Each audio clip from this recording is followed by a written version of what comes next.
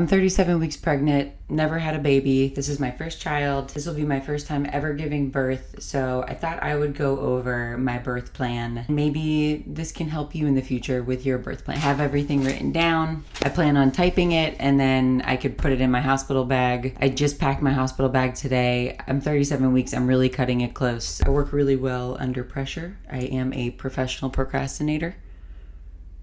I'm not proud of it. So first off, what we're talking about is pre-labor. Before I ever plan on going to the hospital, even if my water breaks, I do plan on staying home and laboring as long as I can. Again, I don't know what it's going to be like. I'm a little nervous, but I'm just gonna pray that I have the ability to be home, breathing, and just trying to rough it out. Tough it out. Just trying to stay home in my space, in my comfort space for as long as I can. So as far as when I get to the hospital, my room. So the only support people allowed in the room that I would like are my partner and my midwives. Obviously the nurses, if they have to come in. I did decline having any students in the room. I don't really want students right now. Maybe for my second time giving birth, I'd totally be okay. I am a nurse. I had to be the student that was in the room watching a woman give birth. So I'm totally for it.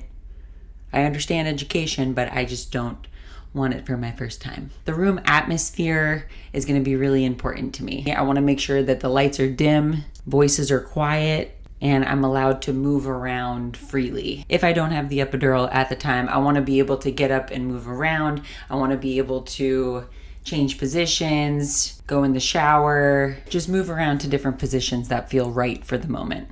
I'm going to try and listen to my body as much as I can. I also put that I would love to use the shower if needed.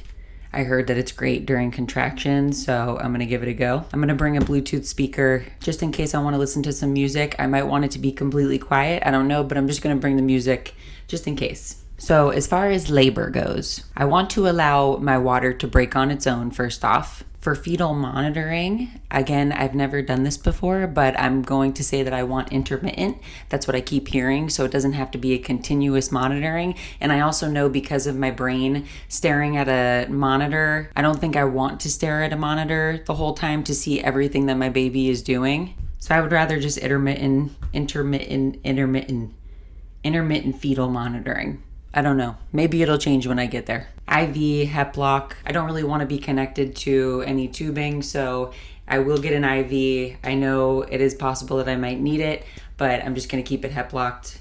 And as far as pain goes, I don't want any pain medication. I am going to try and go as natural as possible. I am not having any expectations on anything. If I need the epidural, I'm going to ask for the epidural. If I feel like it's getting to the point where I can't take it anymore, I've had so many friends that have had babies and they are just like, listen, you don't have to tough it out. It's totally okay. I'm going to just allow the epidural to happen if I need it to happen. I've also been told to request the epidural sooner than later because it could take a little bit of time for the people to get there in order to set the epidural. So we'll see what happens. I'm really gonna try. I've been taking hypnobirthing classes. I'm really gonna try to go as long as possible without. I'm gonna use breathing. I'm gonna use this rainbow meditation thing. I'm going to do as much as I can. But I have a big cranium and so does my fiance.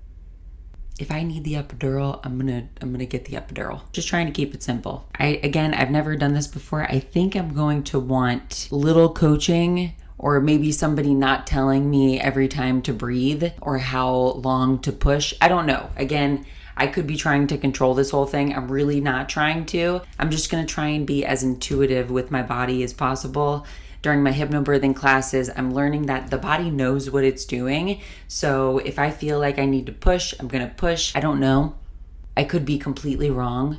After this, once the baby is born, I could come back on here and be like, guys, everything that I told you was complete opposite, but this is just me going over my thought process right now. So we'll see. So once the baby is born, I want immediate skin-to-skin contact. I would like an uninterrupted 1 to 2 hours of just being with the baby before they take the baby off to go weigh him or do whatever. I don't want the baby to be wiped. I want the vernix to stay on the skin, and then we'll give him a bath when the time is right. So cord clamping. I do want the clamp delayed. I want the baby to receive all of that nutrients, all of that blood until the cord stops pulsating. I want it to remain unclamped. And then once it stops pulsating, once the cord kind of goes pale or translucent, then we could clamp it and then we're good to go. The placenta, I think I want to do an undisturbed placenta birth. So basically, instead of them pulling the placenta out, I think the placenta, when it's time to come out, it will. If there's a point where they're like, okay, we really need to take it out, then we could take it out. But I have heard some great things on leaving the placenta inside, and then when it's ready to be birthed or released, it will come out on its own. As far as vaccines go and all that, I am not going to talk about that because it's just a little sensitive, but do whatever you please. Just do your research, obviously.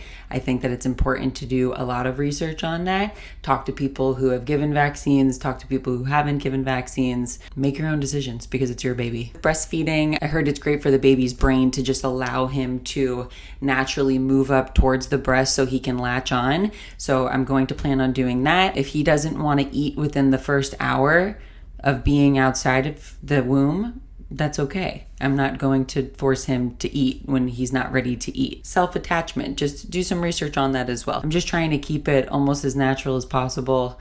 I really do hope that I'm able to breastfeed. I really do hope that I'm able to produce milk. If I'm not, then I will cross that bridge when I get there. But the baby, I want to allow him to become hungry when he's ready to be hungry, and then he can just do his little crawl up to my breast. I heard it's great for the brain, so we're just gonna keep it at that. And really, that's pretty much it. I don't wanna make too heavy of a birth plan because I do believe that like everything is going to happen the way that it needs to. But I do plan on having us be the only ones seeing the baby, at least for the first 2 hours, and then can have some family come in and see him. I am just really excited to just meet him and just be in our little bubble with him as a little family unit. I am afraid of labor. I don't want to say that I am fearful of it. I know that like words are powerful. I'm more anxious of the unknown. Like when the first contractions start happening, what is that gonna be like? I don't know, but I will update you guys after. Like I said, I've been doing hypnobirthing classes. I really want to try and go as natural as possible, but I'm also not going to put any expectations on it because anytime in life that I give expectations to anything, the universe is like, haha, very funny. That's not the way this works. No expectations. I just know that I am going to speak up for the things that I want. I'm not going to allow anybody to push me around to do things that I don't want to do. This is my baby. You should be able to do what you please with your birth plan. So that's basically it. I will give you guys an update after I give birth. It'll be fine. I will see you guys on the other side, whenever that is.